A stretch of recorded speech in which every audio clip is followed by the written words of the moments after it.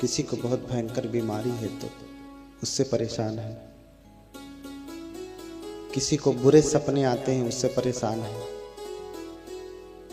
किसी को भूत प्रेत पकड़ लिया है उससे परेशान है। किसी को क्या परेशानी, किसी को क्या परेशानी। इस संसार में हर कोई दुखी है।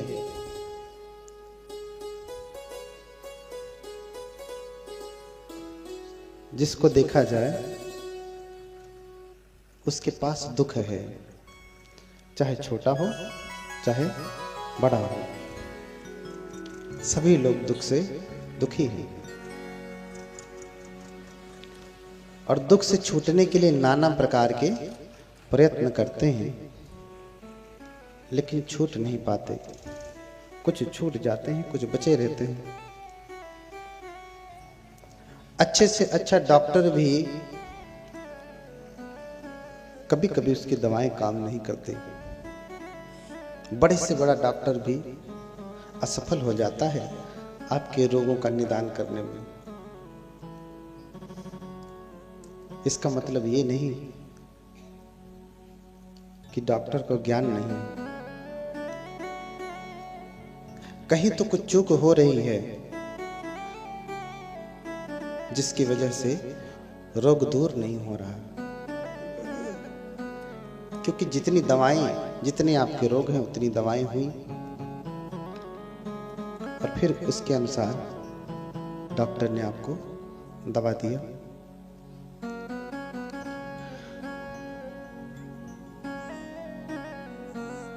थोड़ी सी से पतली करो, मीठी करो।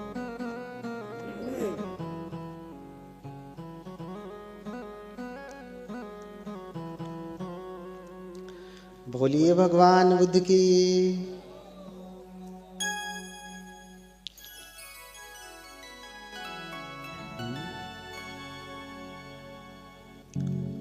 आज उस भगवान का स्मरण करेंगे हम लोग, उनकी महिमा को जानेंगे कि क्या स्मरण करें कि दुख दूर हो।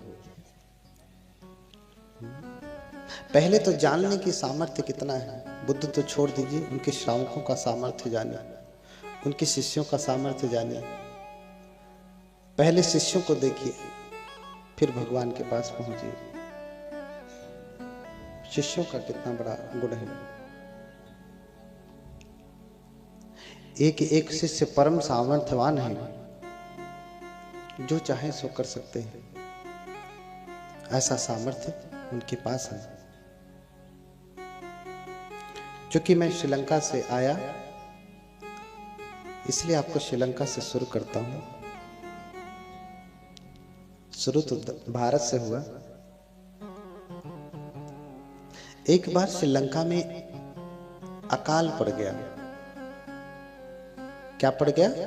अकाल, सूखा। और जब सूखा हो जाता है, सूखा पड़ जाता है, तो सब कुछ नष्ट होने लगता है। न फसल होती है, न तो आदमी का जीवन सुरक्षित होता है, बीमारियां पैदा होने लगती है। इसलिए कहते हैं कि जल ही जीवन है। जल को हटा दिया तो कोई जीवन नहीं। जल से परे जीवन की कोई कल्पना नहीं हो सकती। मनुष्यों के लिए कम से कम, पशु पक्षियों के लिए, वृक्षों के लिए जल ही जीवन है। कुछ और हो या ना हो, जल तो होना चाहिए। जल ही से सब कुछ है। एक बार श्रीलंका में अकाल पड़ा, सूखा पड़ गया। और वहां एक भंते रहते थे जिनका नाम था चूल समुद्र।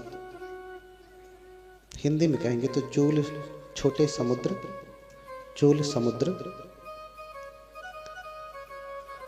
उनके यहाँ चारिका के लिए, भोजन के लिए लगभग 700 भिक्षुगण आ गए।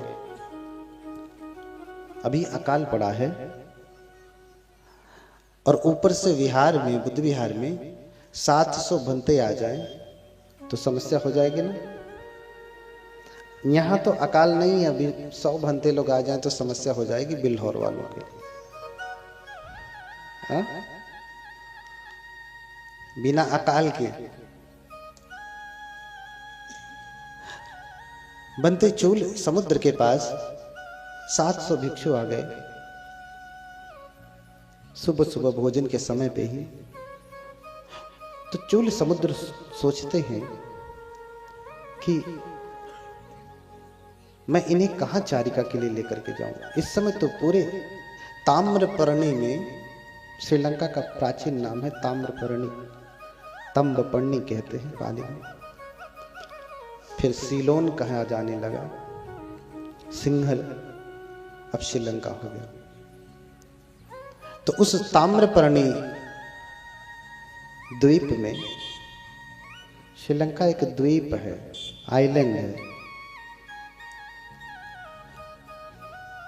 अब भंते सोचने लगे कि मैं क्या करूं, कैसे इनको भोजन कराऊं। 700 भंते लोग आ गए, कहां लेकर के जाऊं। इस समय सभी के यहां तो भोजन की समस्या है, लोगों को स्वयं खाने के लिए भोजन नहीं है। मैं इन भंते लोगों को कैसे भोजन कराऊंगा।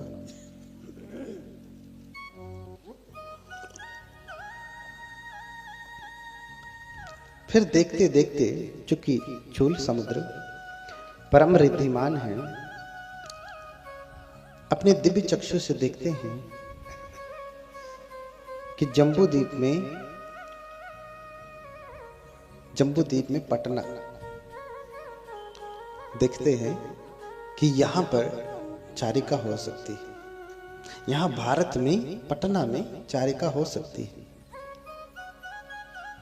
तो कैसे चलें। बनते चूल समुद्र ने 700 भिक्षुओं को एक साथ लिया और श्रीलंका जाने के लिए समुद्र पार करना पड़ता है ना। समुद्र पार करके तभी हम आते हैं। अब चाहे हवाई जहाज से पार करिए, चाहे पानी की जहाज से।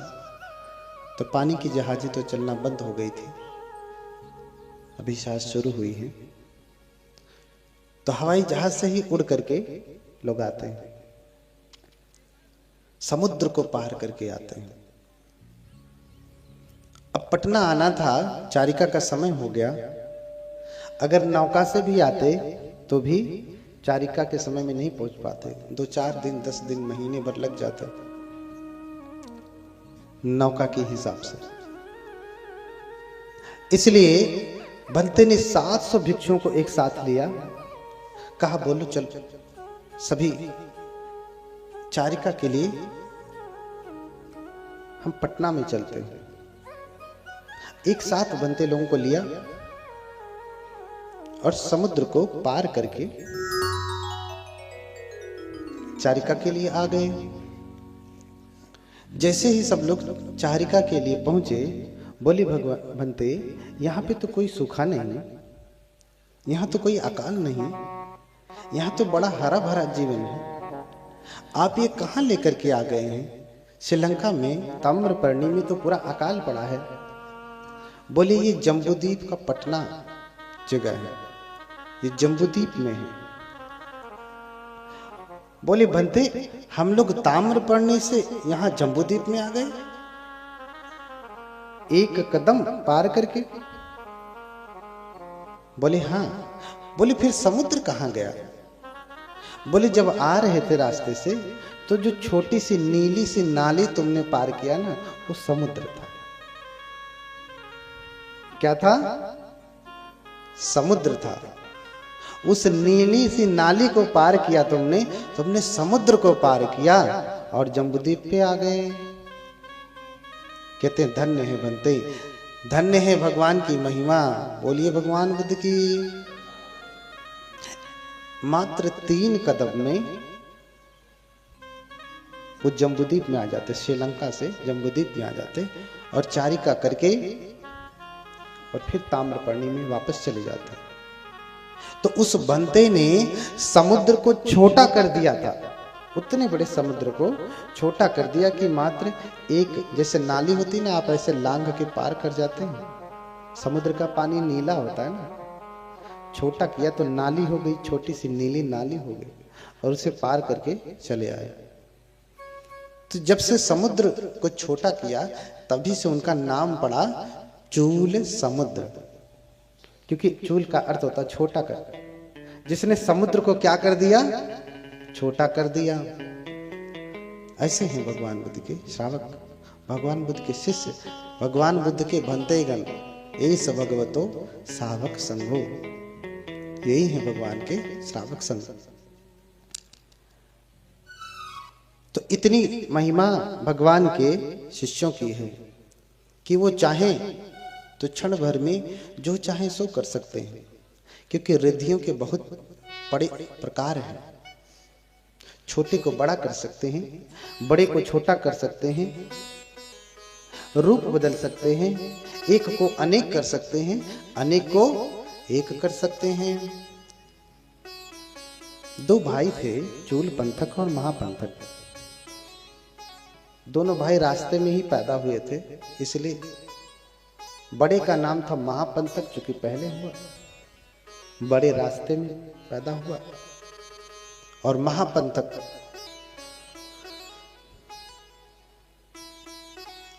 एक महापथ पे पैदा हुआ महापंथक, एक छोटे पथ पे पैदा हुआ छोटा पंथक, इसलिए चूल पंथक महापंथक।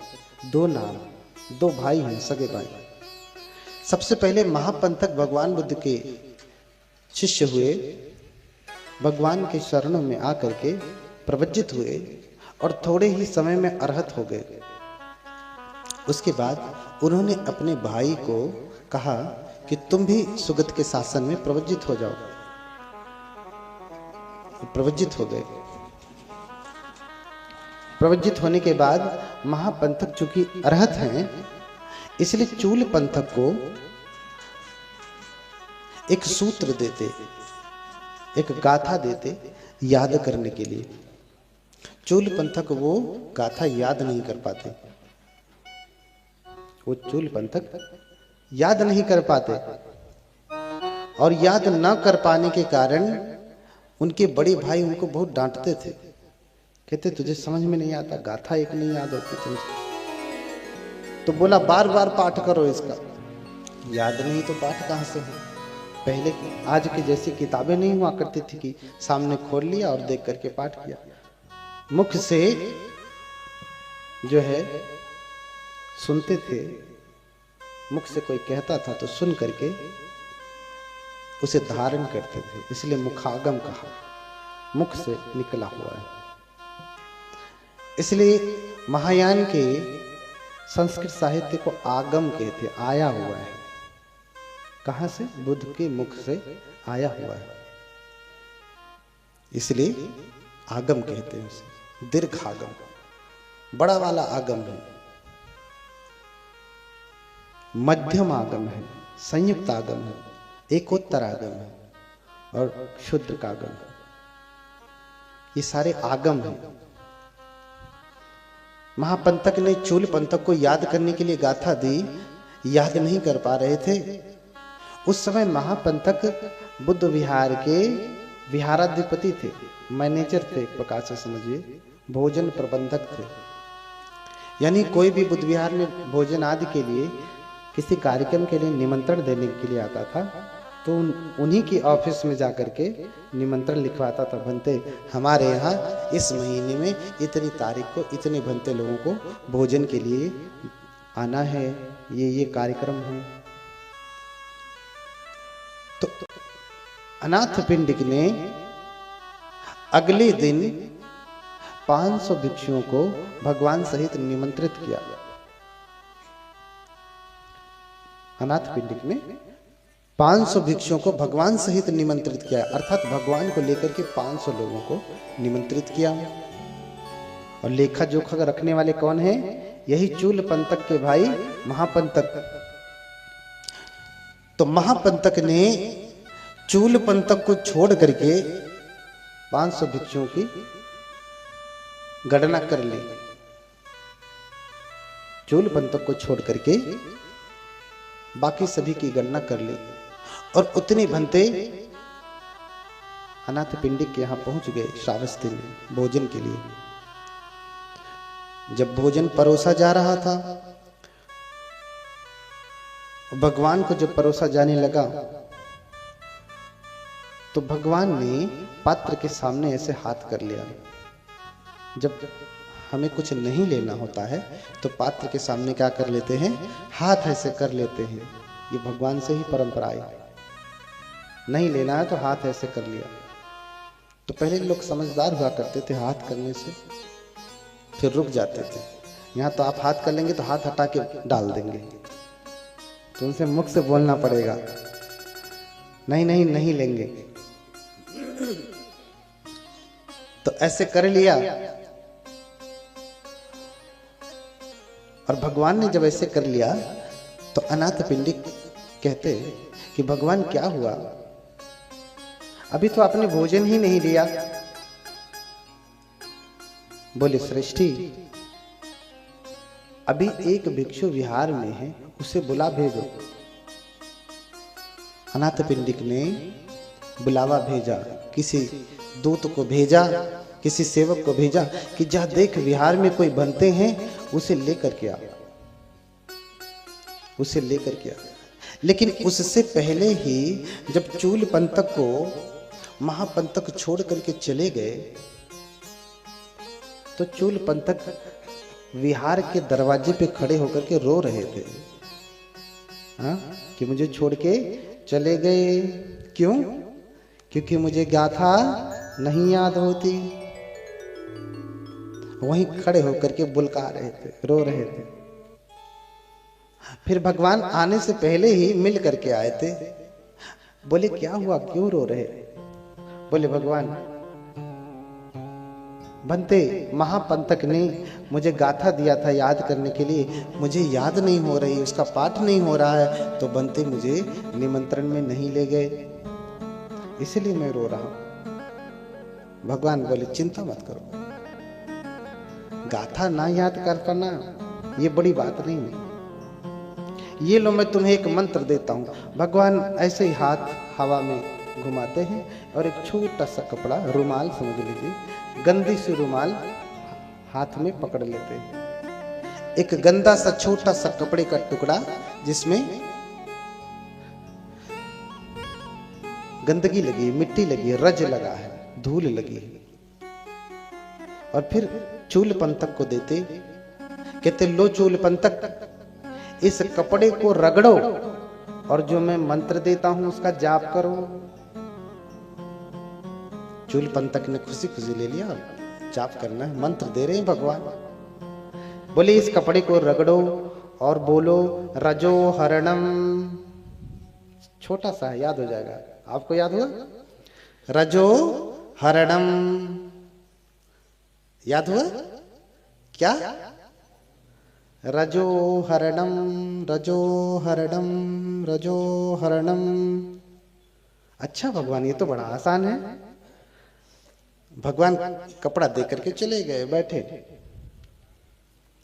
और इधर ये कपड़ा लेकर के मंत्र जाप कर रहा है, रजो हरणम, रजो हरणम, रजो हरणम, रजो हरणम, जाप कर रहा है, रजो हरणम, रजो हरणम, रजो हरणम, रजो हरणम, रजो हरणम, रजो हरणम, रजो हरणम, रजो हरणम, जाप कर रहा है पूरा एकदम। जाप करते करते करते करते उसका रज जो था वो दूर हो गया। रज क्या हुआ? दूर हो गया, धूल दूर हो गई। कपड़े को रगड़ते रगड़ते धूल लगी थी, झड़ गई, कपड़ा साफ हो गया। हाँ, तो उसके समझ में आया कि रज कहाँ है, कपड़े में नहीं। रज कहाँ है हमारे, गंदगी कहाँ है, हमारे भीतर है। अगर मैं इसे रगड़ूंगा तो ये गंदगी दूर हो जाएगी। रागो रजो नच वेणु उच्चती, राग सेव अधिवचनम रजोती। अब मैं समझा भगवान ने मुझे ये मंत्र क्यों दिया।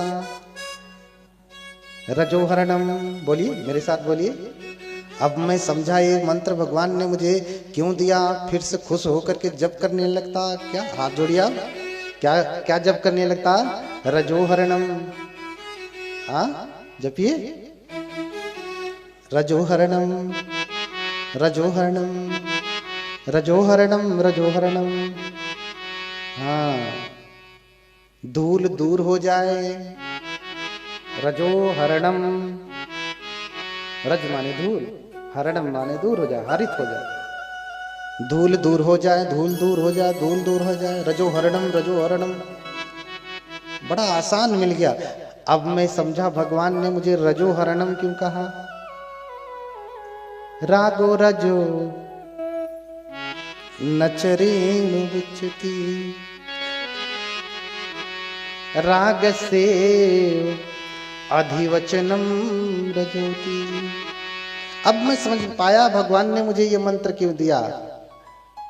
असली गंदगी ये धूल नहीं है। असली गंदगी तो हमारे भीतर फंसा हुआ राग है। राग सेव अधिवचनम रजोति। राग का पर्यायवाची क्या है? रज। इसलिए भगवान ने मुझे मंत्र दिया। ऐसे जपते जपते जपते जपते जपते वहीं बैठे बैठे चूल पंथक अरहत हो गए। बोलिए भगवान बुद्ध की। भगवान ने पात्र ऐसे किया, अनाथ पिंडिक बोले भगवान क्या हुआ, आपने तो अभी भोजन भी नहीं ग्रहण किया। बोले श्रेष्ठी, विहार में एक भिक्षु बचे हैं, उन्हें निमंत्रण बुला भेजो। श्रेष्ठी निमंत्रण भेजता अपने एक सेवक से। सेवक जाके देखता, क्या देखता? क्या देखता कि उस बुद्ध विहार में 1000 बनते लोग बैठे हुए हैं। सहस्र भिक्षु संघोति निवसम। क्या देखता कि 1000 भिक्षु संघ बैठा हुआ है पूरा एक साथ। ये कैसे हुआ? स्वयं जब वो अरहत हुए तो उन्हें सब प्रकार का रिद्धि बल प्राप्त हुआ। और फिर विक्रमण इद्धि जो होती है, एक से अनेक करने की जो इद्धि होती है, उस रिद्धि के द्वारा उन्होंने अपने शरीर को 1000 भंते लोगों में विभाजित कर दिया अपने जैसा। ये भी प्रियदर्शी, वो भी प्रियदर्शी, वो भी प्रियदर्शी, ये भी चूल पंथक, वो भी चूल पंथक, वो भी चूल पंथक। 1000 चूल पंथक बैठे हुए हैं। अब वह करके देखता, अरे इसमें से किसको बुलाना है? भागा भागा वापस जाता, कहता भगवान वहां तो 1000 चूल पंथक है, किसको बुलाना है? भगवान कहते जा, जिसे पहले देखना उसी के चीवर का कोना पकड़ करके खींचना, कहना कि चलो तुझे भगवान बुला रहे हैं।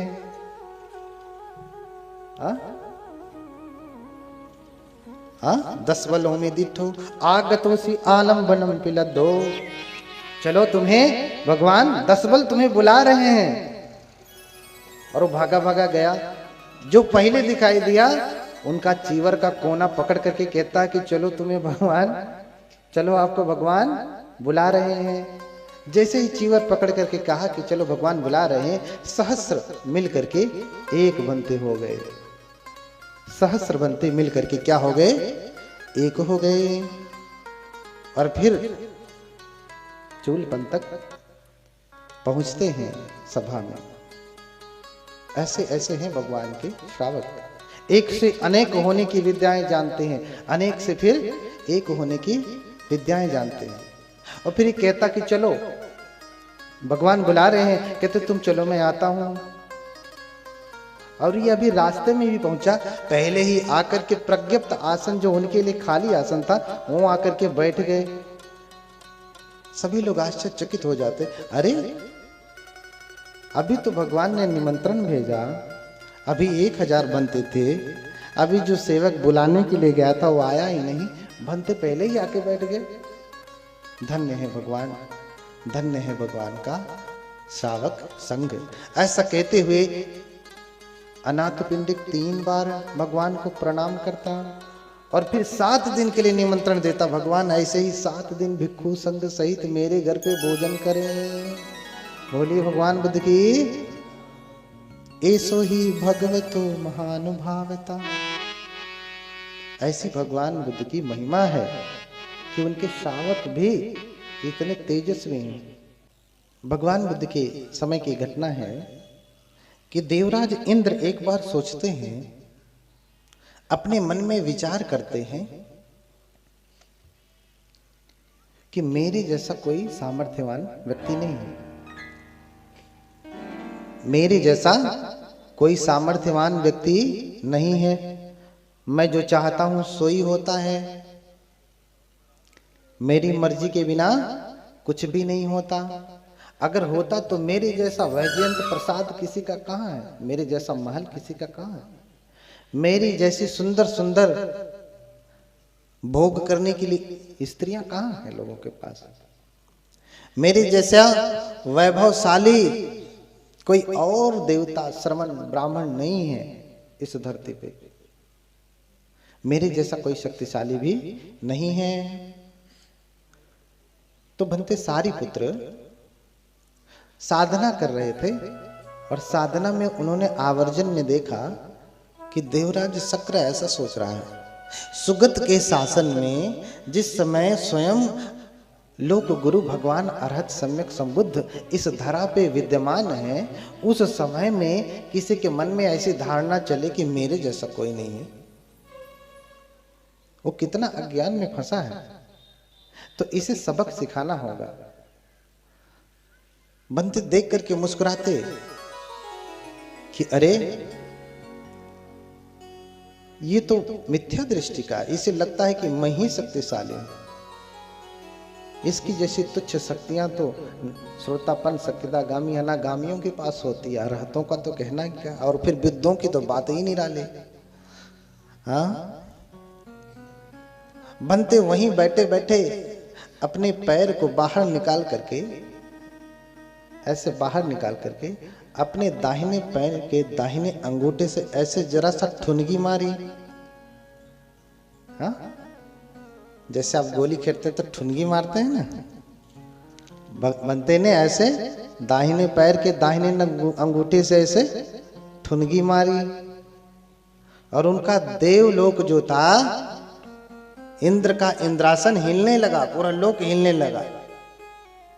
अब अपनी पूरी शक्ति लगा रहे हैं कि मेरा ये लोक जो है हिले ना, शांत हो जाए, स्थायी हो जाए, लेकिन उनका लोक हिल रहा है। पूरी शक्ति पूरा सामर्थ्य लगा करके देख लिए, लेकिन रुक नहीं पाए। पहले तो जब घर में समस्या आती है तो आदमी सोचता है कि मैं ठीक कर लूं। हाँ, आपकी गाड़ी रास्ते में बिगड़ जाए, पहले आप उतर करके नट बोल्ट लगा के खोल खाल के देखते हैं क्या हुआ। जब आपके बस का होता तो आप कर लेते हैं, नहीं होता तब कहीं सोचते हैं आखिर कौन बना सकता है इसे।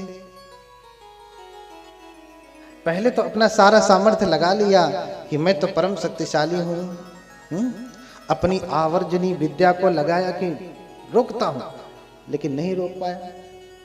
फिर अपने दिव्य चक्षु से देखता कि आखिर किसने हिलाया इसे, तो अपने दिव्य चक्षु से देखता कि अरे धरती पे बनते सारे पुत्र हैं, उन्होंने अपने दाहिने पैर का दाहिना अंगूठा मार दिया और ये हमारा इंद्रासन हिलने लगा।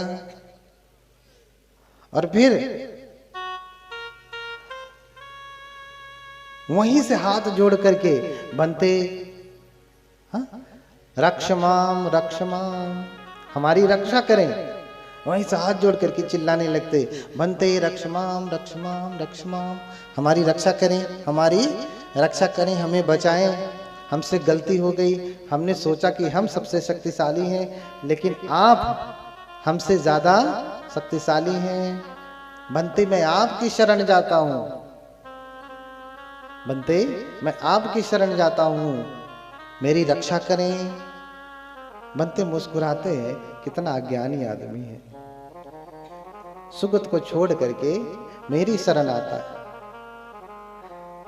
बनते ने अपने पैर को जो आगे बढ़ाया था बस उसे पीछे कर लिया और इंद्रासन वो जो उनका जो हिल रहा था वो क्या हो गया, शांत हो गया, रुक गया।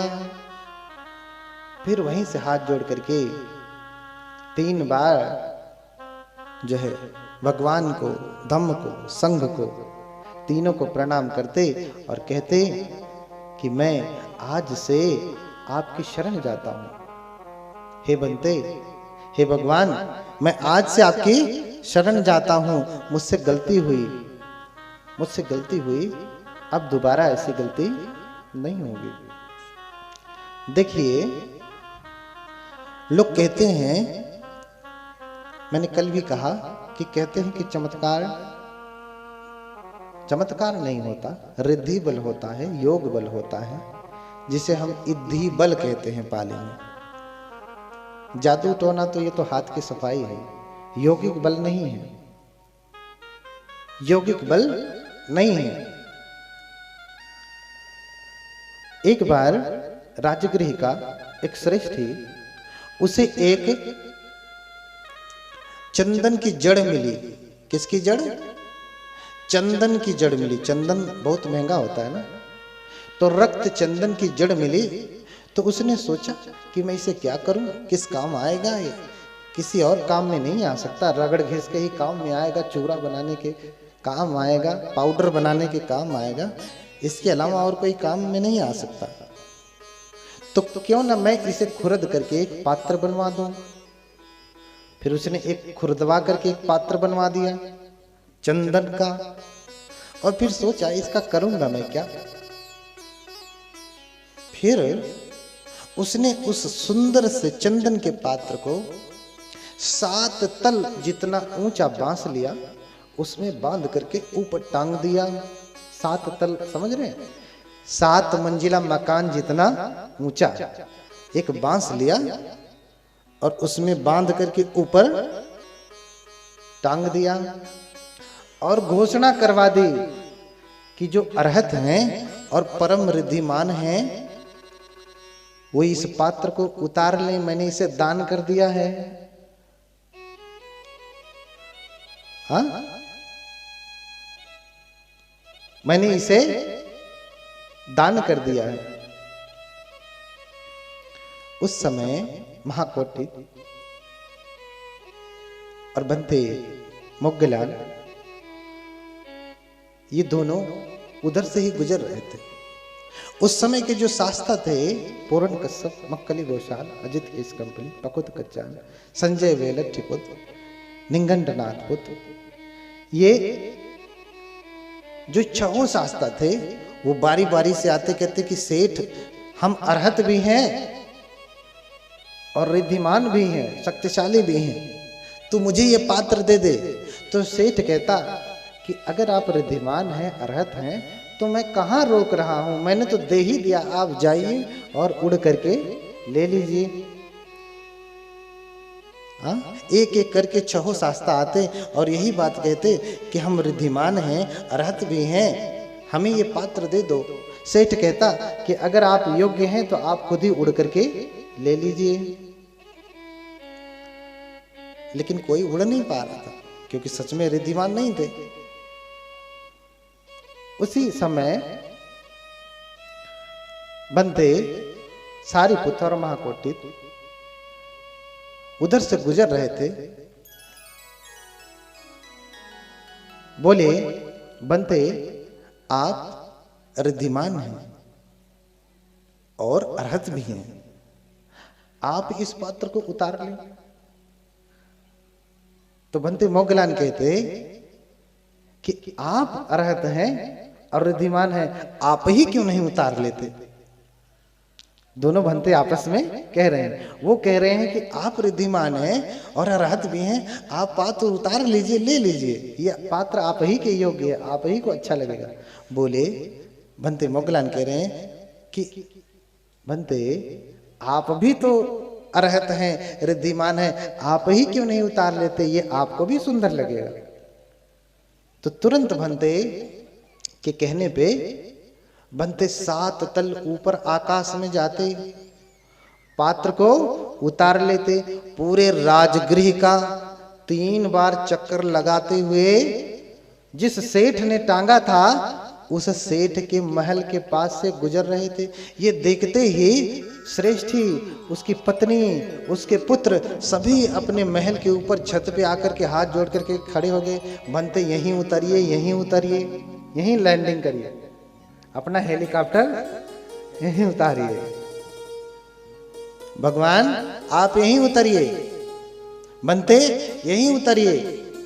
बनते ने उनकी बात सुना और पात्र लेकर के उस सेठ की छत पर उतर गए और पूरे राजगृह में शोर होने लगा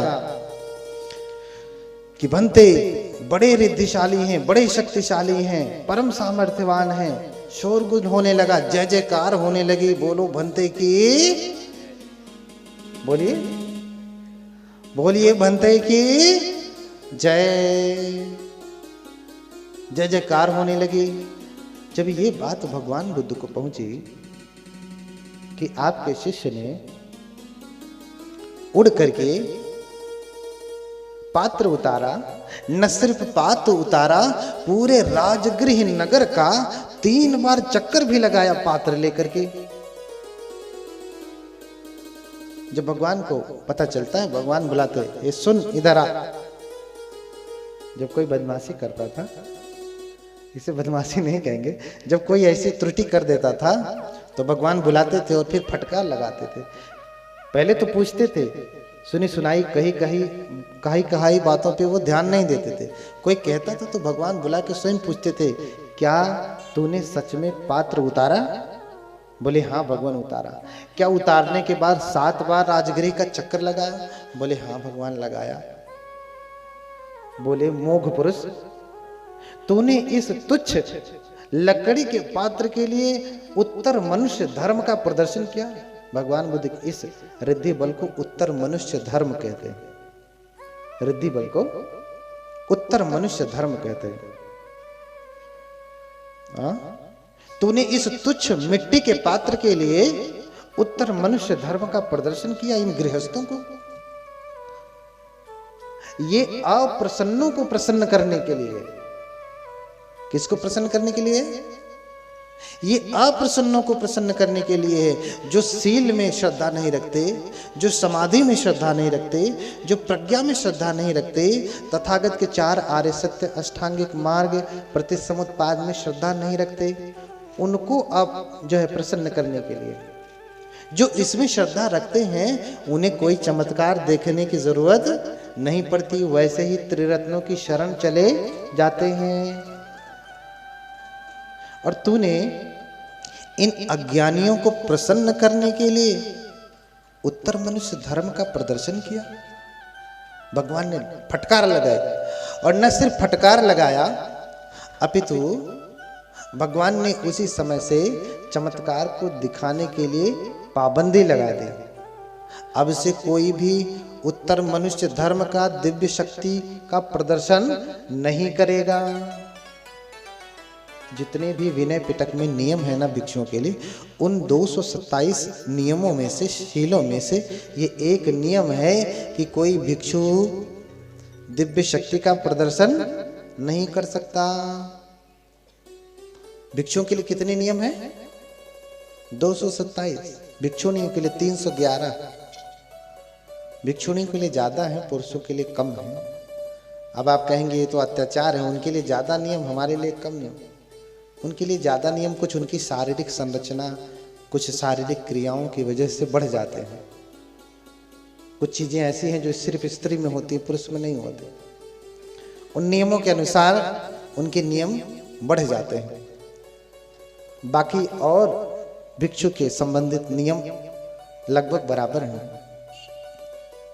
तो उन 227 नियमों में से एक नियम है, एक शील है कि कोई भिक्षु दिव्य शक्ति का प्रदर्शन नहीं करेगा। अब जब विधर्मियों ने, निंगंठों ने जान लिया कि भगवान ने नियम बना दिया है, श्रमण गौतम ने नियम बना दिया है कि कोई चमत्कार का प्रदर्शन नहीं करेगा, तो अब उनकी जो शिष्य हैं वो भी नहीं कर सकते, क्योंकि वो भगवान बुद्ध की बात के विरुद्ध जा ही नहीं सकते, चाहे कुछ भी हो जाए। एक एक नियम को ये पालन करने वाले। देखिए, हमें विरोधियों से भी अच्छी चीज समझनी चाहिए।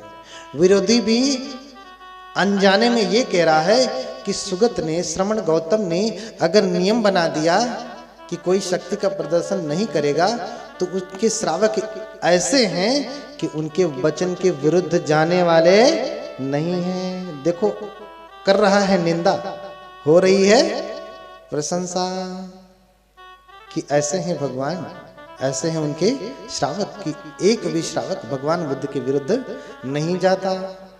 यहाँ तो इतना भर लाल पानी पी करके आएंगे, इधर उधर मंडराएंगे और कहेंगे बुद्धम शरणम गच्छामि। लाल वाले साग का भोग लगा करके आएंगे और कहेंगे बुद्धम शरणम गच्छामि। इधर उधर नैन मटकाएंगे, मुंह मार के आएंगे और कहेंगे बुद्धम शरणम गच्छामि। बुद्ध का श्रावक वो नहीं जो उनके विरुद्ध चलता है, बुद्ध का श्रावक वो है जो उनके पथ पर चलता है। पथानुगामी बुद्ध शावको, को वा बुद्ध से शावको। प्रश्न किया गया बुद्ध का श्रावक कौन है? बुद्ध पथानुगामी को, बुद्ध शावको। जो बुद्ध के पथ पर चलता है वो बुद्ध का श्रावक है, बुद्ध का शिष्य है। इसलिए कहा कि एस भगवतो शावक संघो, ये भगवान के श्रावक संघ है। क्या? सुपटिपन्नो भगवतो शावक संघो, उजुपटिपन्नो भगवतो शावक संघो, न्यायपटिपन्नो भगवतो शावक।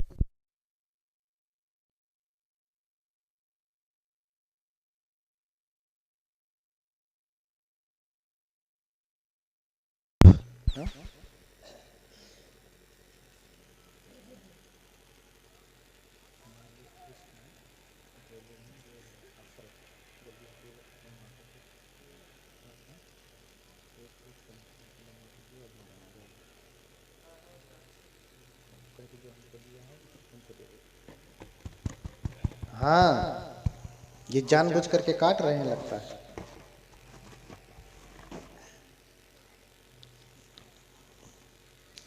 तो कौन है भगवान के श्रावक? कौन है?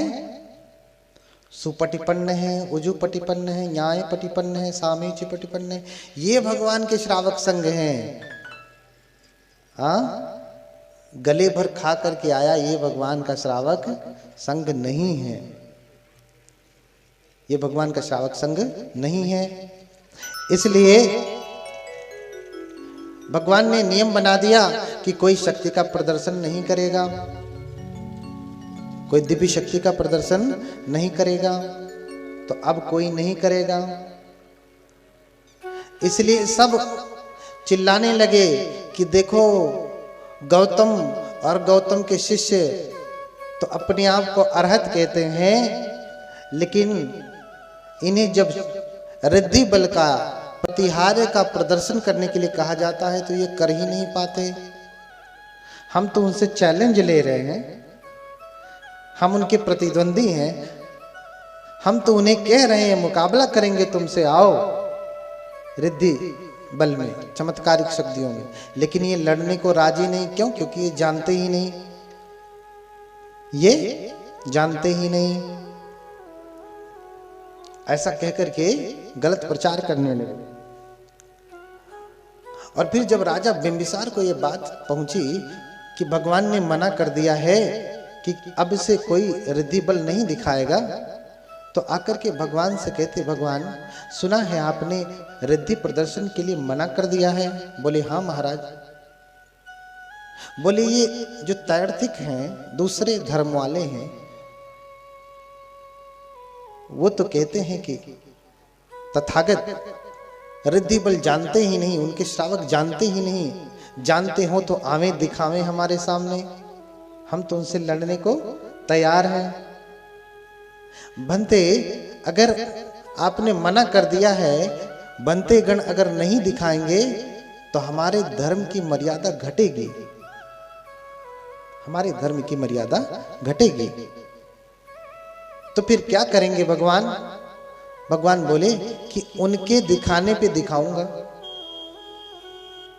बोले उनके चमत्कार दिखाने पे मैं दिखाऊंगा। राजन कहते ये कौन सी बात हो गई? अपने शिष्यों को मना कर दिया कि शक्ति प्रदर्शन नहीं करना है, और खुद कहते हैं कि मैं दिखाऊंगा। ये दोहरी बातें नहीं हो गई? बोले राजन तुम्ही से पूछता हूं, जैसा तू समझना उत्तर देना। अच्छा ये बताओ, तुम्हारे राज्य में उद्यान है, बगीचा है? बोले हाँ भगवान बगीचा है। बोले उसमें आम का वृक्ष है? बोले हाँ वृक्ष है। फल लगता है? हाँ लगता है भगवान। अच्छा ये बताओ, कोई तुम्हारा नौकर, कोई तुम्हारा सेवक उस आम के फल को तोड़ करके खाए तो तुम उसे दंड दोगे कि नहीं? बोले हाँ महाराज, हाँ भगवान मैं उसे दंड दूंगा। बोले क्यों? बोले वो मेरा बगीचा है और मेरी अनुमति के बिना कोई आम नहीं खा सकता। बोले अच्छा अगर उसी बगीचे से तुम आम तोड़ करके खाओ तो तुम्हें कोई दोष लगेगा, तुम्हें कोई दंड मिलेगा? बोले नहीं, मैं तो उसी बगीचे का रचनाकार हूं, स्वयं मेरा बगीचा है, मैं जब चाहूं तोड़ करके आम खा सकता हूं। बोले इसी प्रकार से राजन तेरा शासन 300 योजन अंग और मगध में चलता है, तथागत का शासन 10 सहस्र चक्रवालों में चलता है। तथागत धर्म राजा हैं। बोलिए भगवान बुद्ध की धर्मराजस तथागत है। तथागत क्या है? धर्मराजा हैं। इसलिए मैं अपने बगीचे में, मैं अपने शासन का स्वयं राजा हूं, मैं जब चाहूं तब रिद्धि का प्रदर्शन कर सकता हूं। श्रावकों के लिए नहीं, शिष्यों के लिए नहीं है। फिर राजा प्रसन्न होते। और जब तार्किकों ने सुना कि श्रमण गौतम अर्थात भगवान बुद्ध चमत्कार दिखाएंगे तो उनका मुंह लटक गया। अब क्या करें? अब तो हम मारे गए। हर हाथ पकड़ते कि अरे अब तो हम मारे गए, अब हमारा नाश होगा, अब हम क्या करें, अब हम क्या करें? तो सभी भागने लगते। राजन फिर पूछते कि भगवान फिर चमत्कार कहां दिखाएंगे? बोले श्रावस्ती में। बोले इतना दूर राजगिरी से आप श्रावस्ती क्यों जाएंगे? बोले समस्त बुद्ध अपना यमक प्रतिहार वहीं दिखाते हैं, जो सबसे बड़ा चमत्कार होता है। भगवान बुद्ध जितने भी बुद्ध हुए हैं 27 बुद्ध, और फिर गौतम बुद्ध जो 28वें हैं, ये सभी लोग श्रावस्ती में ही दिखाते हैं। बोले कि किस वृक्ष के नीचे दिखाएंगे? बोले गडम्ब वृक्ष के नीचे। गंड नाम का एक व्यक्ति है, उसी के आम के वृक्ष के नीचे। अब तार्किकों ने सुना तो भागने लगे श्रावस्ती की ओर, और जो भी मिलता उससे कहते जाते। लोग पूछते अरे महाराजा भाग क्यों रहे? बोले ये श्रमण गौतम हम उससे चमत्कार दिखाने के लिए कहें, लेकिन वो दिखा नहीं रहा है, वो भाग रहा है, हम उसे पकड़ रहे हैं, दौड़ा रहे हैं उसके पीछे पीछे। जहां मिलेगा वहीं चमत्कार दिखाएंगे। जब पता चला कि आम के वृक्ष के नीचे चमत्कार दिखाएंगे तो उसने क्या किया? 100 योजन दूर में जितने भी आम के वृक्ष थे सब उखड़वा दिया, छोटे छोटे। 100 योजन दूर में जितने भी आम के वृक्ष थे वो सब उखड़वा दिया, कटवा दिया। उस समय बड़े प्रतिष्ठित हुआ करते थे ना ये लोग, बुद्ध से ज्यादा प्रतिष्ठित थे। बुद्ध तो अभी अभी बोधि प्राप्त कर किए हैं, ये लोग पहले से छाए हुए लोग हैं पूरी धरा पे। अब उनका आसन हिल रहा है क्योंकि बुद्ध जैसे व्यक्ति आ गए। जब सामर्थ्यवान व्यक्ति आ जाता है ना, उसका विरोध इसीलिए शुरू हो जाता है। क्यों? क्योंकि उसके आने से बाकियों की सत्ता डगमगाने लगती है। बोलिए भगवान बुद्ध की। हाँ, इसलिए विरोध होता है बहुत। हाँ, बहुत विरोध होता है। हमारे अजय जी ने भी बहुत विरोध सहा है, थोड़ा मोड़ा नहीं, बहुत विरोध सहा है। नहीं तो विरोध किस बात का भाई? भगवान बुद्ध के धम्म का प्रचार आप भी कर रहे हैं, भगवान बुद्ध के धम्म का प्रचार सुमंगल विहार भी कर रहा है, आपत्ति क्यों, तकलीफ क्यों?